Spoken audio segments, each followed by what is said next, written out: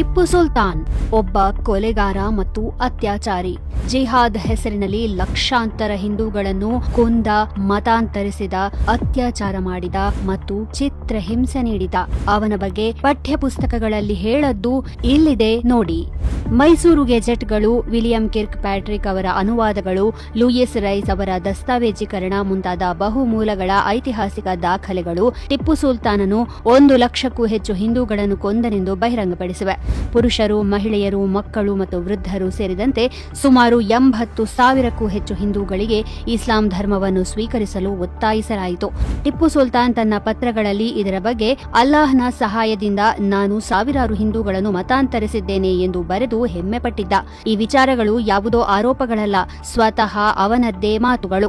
ಹತ್ಯಾಕಾಂಡದ ನಂತರ ಸಾವಿರಾರು ಹಿಂದೂ ಮಹಿಳೆಯರನ್ನು ಗುಲಾಮರನ್ನಾಗಿ ಕರೆದೊಯ್ಯಲಾಯಿತು ಮತ್ತು ಅವನ ಸೈನಿಕರು ಅವರ ಮೇಲೆ ಅತ್ಯಾಚಾರ ಮಾಡಿದರು. ಟಿಪ್ಪು ಸುಲ್ತಾನ್ ನೂರಾರು ಹಿಂದೂ ದೇವಾಲಯಗಳ ಮೇಲೆ ದಾಳಿ ಮಾಡಿ ನಾಶಪಡಿಸಿ ಲೂಟಿ ಮಾಡಿದ. ಅವನು ಹಿಂದೂ ದೇವರುಗಳ ವಿಗ್ರಹಗಳನ್ನು ಒಡೆದು ಹಾಕಿದ ಮತ್ತು ಹಿಂದೂ ಸಂಪ್ರದಾಯಗಳನ್ನು ಅಗೌರವಿಸುವ ಯಾವುದೇ ಅವಕಾಶವನ್ನು ಎಂದಿಗೂ ಕಳೆದುಕೊಳ್ಳಲಿಲ್ಲ. ಸ್ಪಷ್ಟವಾಗಿ ಹೇಳಬೇಕೆಂದರೆ ಇದು ಯುದ್ಧದ ಬಗ್ಗೆ ಅಲ್ಲ. ಹಿಂದೂಗಳ ಬಲವಂತದ ಸುನ್ನತಿ, ಪವಿತ್ರ ದೇವಾಲಯಗಳ ನಾಶ, ಹಿಂದೂ ಆಚರಣೆಗಳ ಮೇಲಿನ ನಿಷೇಧಗಳು ಮತ್ತು ಮತಾಂತರಗೊಳ್ಳಲು ನಿರಾಕರಿಸಿದ ಯಾವುದೇ ಹಿಂದೂ ಸಮುದಾಯಕ್ಕೆ ಕಠಿಣ ಶಿಕ್ಷೆಗಳು, ಇವೆಲ್ಲ ಟಿಪ್ಪು ಸುಲ್ತಾನ್ ಇಸ್ಲಾಂ ಧರ್ಮದ ಹೆಸರಿನಲ್ಲಿ ಮಾಡಿದ್ದ ಭಯಾನಕ ಕೃತ್ಯಗಳು. ಇಷ್ಟಾಗಿಯೂ ಟಿಪ್ಪು ಸುಲ್ತಾನ್ ಭಾರತಕ್ಕಾಗಿ ಬ್ರಿಟಿಷರ ವಿರುದ್ಧ ಹೋರಾಡಿದ ಎಂಬ ಅರ್ಥಹೀನವಾದವಿದೆ. ಖಂಡಿತ ಇಲ್ಲ.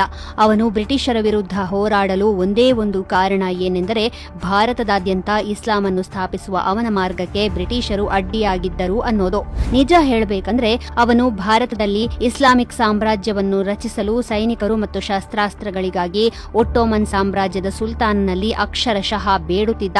ಅವನ ಕನಸು ಸ್ವತಂತ್ರ ಭಾರತವಲ್ಲ, ಇಸ್ಲಾಮಿಕ್ ರಾಷ್ಟ್ರವಾಗಿತ್ತು.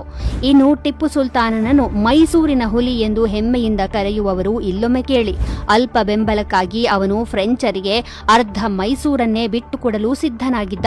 ಇಂತಹ ವ್ಯಕ್ತಿಯನ್ನು ನಾವು ವೀರ, ಹುಲಿ, ಸ್ವಾತಂತ್ರ್ಯ ಹೋರಾಟಗಾರ ಎಂದು ಕರೆಯುತ್ತಾ ಬಂದಿದ್ದೇವೆ. ಈ ಹಂತದಲ್ಲಿ ನಾವು ನಿಜವಾಗಿಯೂ ನಮ್ಮನ್ನು ಕೇಳಿಕೊಳ್ಳಬೇಕಾಗಿದೆ. ಲಕ್ಷಾಂತರ ಹಿಂದೂಗಳನ್ನು ಕೊಂದ, ಮತಾಂತರಿಸಿದ, ಅತ್ಯಾಚಾರ ಮಾಡಿದ ಮತ್ತು ಚಿತ್ರಹಿಂಸೆ ನೀಡಿದ ಮತ್ತು ಅವರ ಸಮಾಧಿಗಳ ಮೇಲೆ ಇಸ್ಲಾಮಿಕ್ ಸಾಮ್ರಾಜ್ಯವನ್ನು ನಿರ್ಮಿಸಲು ಪ್ರಯತ್ನಿಸಿದ ವ್ಯಕ್ತಿಯನ್ನು ನಾವು ಗೌರವಿಸಬೇಕಾ? ಭಾರತೀಯ ಪರಂಪರೆಯನ್ನು ನಾಶಪಡಿಸಿದ, ಭಾರತೀಯ ಭೂಮಿಯನ್ನು ತನ್ನ ವೈಯಕ್ತಿಕ ಲಾಭಕ್ಕಾಗಿ ವಿದೇಶಿ ಶಕ್ತಿಗಳಿಗೆ ಹಸ್ತಾಂತರಿಸಿದ ಮತ್ತು ಭಾರತದ ಸಾಂಸ್ಕೃತಿಕ ಗುರುತನ್ನು ಸಂಪೂರ್ಣವಾಗಿ ಅಳಿಸಿ ಹಾಕಿದ ವ್ಯಕ್ತಿಯನ್ನು ನಾವು ಗೌರವಿಸಬೇಕಾ? ನಮ್ಮೊಳಗೆ ಸ್ವಲ್ಪವಾದರೂ ಆತ್ಮಸಾಕ್ಷಿ ಉಳಿದಿದ್ದರೆ ಒಬ್ಬ ಭಾರತೀಯನಾಗಿ ನಮ್ಮನ್ನು ಕಾಡಲೇಬೇಕಾದ ಪ್ರಶ್ನೆಗಳು ಇವು.